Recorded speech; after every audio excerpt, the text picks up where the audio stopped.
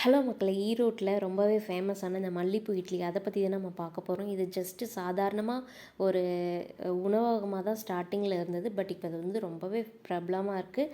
அது இல்லாமல் சமையல் பாரம்பரியத்துக்கே இப்போ வந்து எடுத்துக்காட்டாக இருக்குது.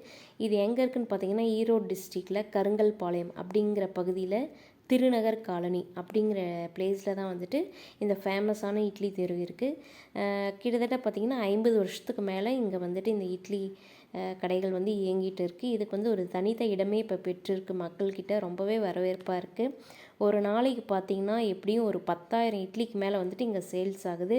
உள்ளூர் மக்களும் சரி, இல்லை வெளியூர்லேருந்து வர்றவங்களும் சரி, இல்லை இந்த டூரிஸ்ட் பீப்புள் அவங்களா இருந்தாலும் சரி, எல்லாருமே வந்து விரும்பி ரொம்ப மகிழ்ச்சியோடு சாப்பிட்டு போகிற பிளேஸாக தான் இப்போ இருக்குது.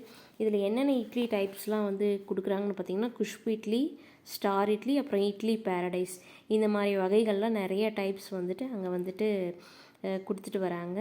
இதுலேயும் பார்த்திங்கன்னா ரொம்ப ஸ்பெஷலானது பார்த்திங்கன்னா மென்மையாகவும் வெண்மையாகவும் இருக்கக்கூடிய குஷ்பு இட்லி தான் அங்கே ஃபேமஸ்ஸு.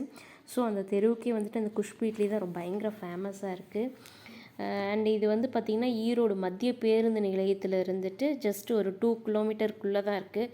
அதனால் வெளியூர்லேருந்து வர்ற மக்களும் சரி ஈஸியாக வந்துட்டு அங்கே போய் சாப்பிட்றதுக்கான டிரான்ஸ்போர்ட் ஃபெசிலிட்டி வந்துட்டு அங்கே இருக்குது. அதனால் மக்கள் எல்லாருமே மேக்ஸிமம் வராங்க. அண்டு இது எப்படி மாவு அரைக்கிறாங்கன்னு பார்த்திங்கன்னா, அந்த கடலை முத்து அரிசி, அந்த அரிசி வகை தான் யூஸ் பண்ணுறாங்க. ப்ளஸ் உளுந்து, அந்த கரெக்டு ரேஷியோ, அந்த விகிதத்தில் கரெக்டாக அது மாவை அரைச்சி ரொம்பவும் புளிக்க விடாமல் கரெக்டான பதத்தில் அவங்க வந்துட்டு அதை பாதுகாத்து அதுக்கப்புறம் அது வந்து இட்லி வந்து சர்வ் பண்ணுறாங்க. அந்த இட்லி தட்டில் பார்த்திங்கன்னா அந்த மாவு குட்டி குட்டியாக தான் போடுவாங்க. அதை பார்க்குறதுக்கு வந்து அந்த தட்டில் மல்லிப்பூ அப்படியே தெளிச்சுட்ட மாதிரி அந்த மாதிரி இருக்கும் பார்க்குறதுக்கு. இட்லி மாதிரியே தெரியாது. ஸோ அந்தளவு இருக்கும் பார்க்குறதுக்கு.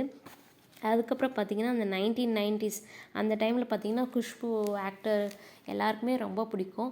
அதனால அந்த பேர் அந்த மல்லிப்பூ இட்லி அப்படிங்கிறது வந்து குஷ்பு இட்லியாக பின்னாடி வந்துட்டு நாளடைவில் பெயர் மாற்றம் செஞ்சுருக்காங்க.